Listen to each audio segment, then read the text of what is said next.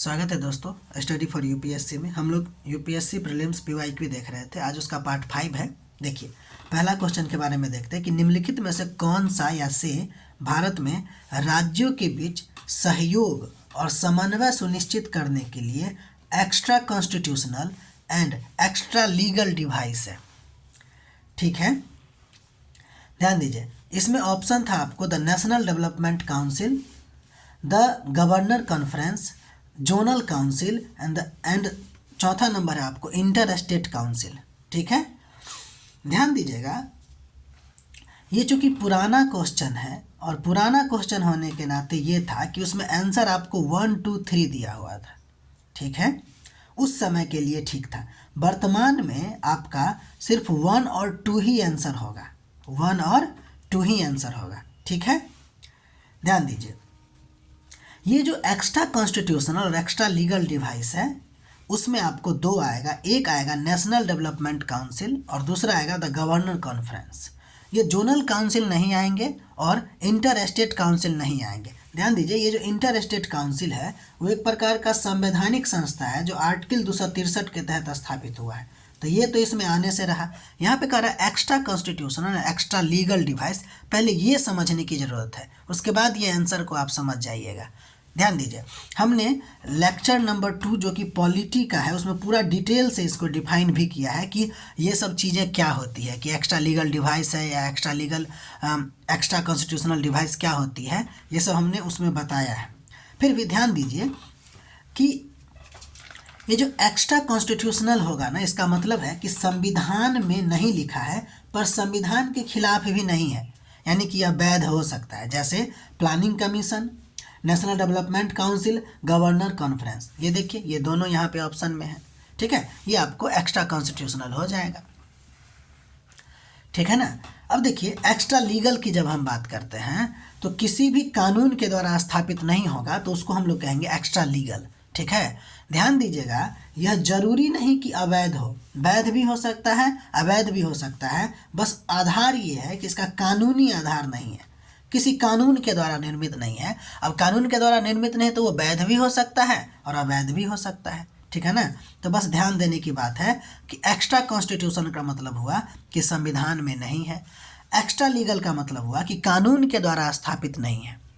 लेकिन अगर इस दोनों को जोड़ दिया जाए तो एक टर्म बनेगा जिसका नाम है कि extra constitutional and extra legal. इसका मतलब है कि न तो संविधान में और न ही कानून में, बल्कि एस्क्यूटिव प्रैक्टिस के रूप में चल रहा है। ठीक है, यही आपको एक्स्ट्रा कॉन्स्टिट्यूशनल और एक्स्ट्रा लीगल डिवाइस के तौर पर आएगा। अगर हम सिंपल कहेंगे तो इसको हम लोग एग्जीक्यूटिव बॉडी कह सकते हैं। ठीक है ना। एग्जीक्यूटिव बॉडी के लिए आप extra constitutional and extra legal word use कर सकते हैं। ठीक है, इसको बहुत डिटेल से हमने लेक्चर नंबर 2 में बताया है, उसमें ध्यान दीजिएगा तो आपको बढ़िया से समझ में आ जाएगी।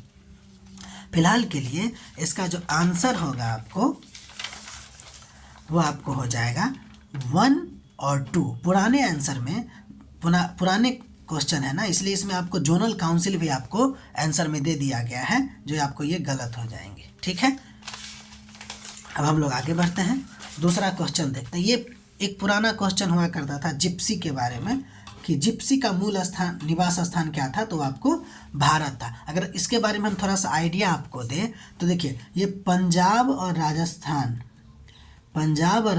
के इलाका में रहने वाले नोमैड पीपल हुआ करते थे। जब यहाँ पे मुसलमानों का आक्रमण हुआ, ठीक है, अरबों का आक्रमण हुआ, तुर्कों का आक्रमण हुआ, तो वो हुआ क्या कि ये तो नोमैड थे, तो उसके डर से ये आपको यूरोप के तरफ गए। ठीक है, यूरोप के रोमानिया, बुल्गारिया, ठीक है ना, वो वाले जगह पे गए और आज भी वहीं पे अपना लाइफ जीते हैं और उनकी स्थिति बहुत ख़राब है। जब सुषमा स्वराज आपको थी विदेश मंत्री तो उस दौरान इनका चर्चा भी किया था कि यूरोप अपने आप को कहता है कि हम बहुत ज़्यादा वेल डेवलप्ड हैं, लेकिन वहाँ रहने वाले जो पीपल है, ये जो यूरोप में ही आता है, आपको बाल्टिक कंट्री कहते हैं, बाल्टिक कंट्री के पीपल जो है जिसको रोमा पीपल कहते हैं, वो सब का स्थिति बहुत ज़्यादा ख़राब है। आप नेट पे सर्च करने की कोशिश कीजिएगा। तो ये जो जिप्सी है ना, उसको कभी कभी रोमा पीपल भी कहते हैं। ये आपको अपने पंजाब और राजस्थान से लगभग 6ठी शताब्दी ईस्वी के आसपास वहाँ से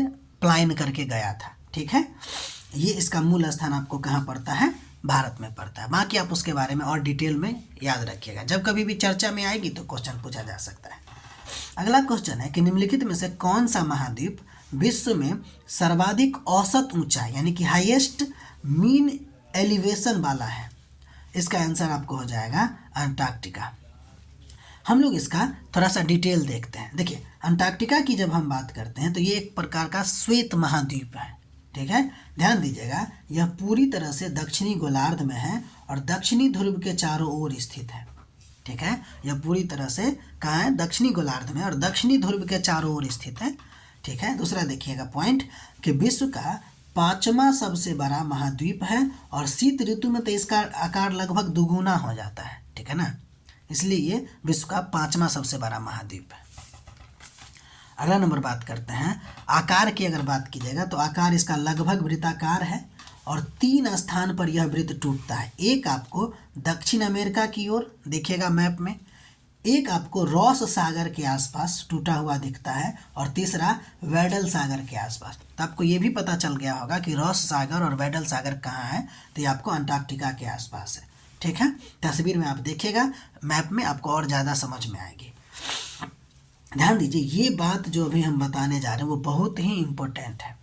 इस महाद्वीप के चारों ओर 3 महासागरों, एक प्रशांत, दूसरा अटलांटिक और तीसरा हिंद के दक्षिणतम भाग का विस्तार है इस महाद्वीप के चारों ओर। इसलिए इसे दक्षिण महासागर, कभी कभी लोग इसे आर्कटिक महासागर भी कह देते हैं। तो ये कोई स्पेसिफिक महासागर नहीं है, बल्कि हिंद महासागर, प्रशांत महासागर, अटलांटिक महासागर का दक्षिणतम विस्तार है।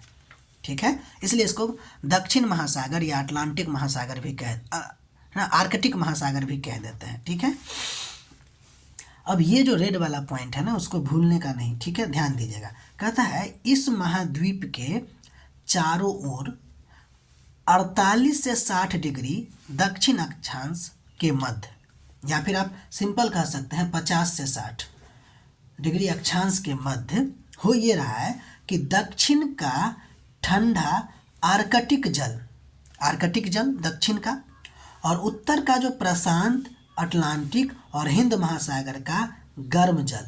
देखिए, आर्कटिक का ठंडा जल होगा और इस तीनों महासागर का गर्म जल का क्या होता है, वहाँ पे संगम होती है। और जहाँ भी गर्म जल और ठंडा जल का संगम होता है तो वहाँ फॉन्ट का निर्माण होता है। ठीक है, तो यहाँ एक स्पष्ट पट्टी बन गई है दोनों के निर्माण से, जिसे आर्कटिक अभिसरण कहते हैं, अंटार्कटिक कन्वर्जेंस इसको कहते हैं। ठीक है, इसके बारे में हो सकता है कि कुछ क्वेश्चन पूछ दिया जाए, जैसे कि यहाँ पर जो है ना, ये जो अंटार्कटिक अभिसरण है उसकी विशेषता ये है कि ये तो यहाँ पर दोनों की डेंसिटी, टेम्परेचर और सैलिनिटी अचानक बदल जाती है। कहने का मतलब है कि गर्म पानी और ठंडा पानी जब मिलती है तो डेंसिटी में बदलाव होता है, टेम्परेचर में बदलाव होता है और सैलिनिटी में बदलाव आ जाता है। ध्यान दीजिएगा, ये जो अंटार्कटिक अभिसरण है वो एक प्रकार का मैरीन बाउंड्री है, न कि कॉन्टिनेंटल बेस्ड सीमा। यानी कि ये पानियों, यानी कि जो है ना समुद्र के पानी का सीमा है, न कि कॉन्टिनेंट बेस्ड सीमा है। दूसरा, इसे कभी कभी अंटार्कटिक पोलर फ्रंट भी कहते हैं, इसको कभी कभी अंटार्कटिक पोलर फ्रंट भी कहते हैं। ठीक है, इस बात को भूलिएगा नहीं जो पॉइंट बता रहे हैं। ठीक है, अगला नंबर बात करते हैं।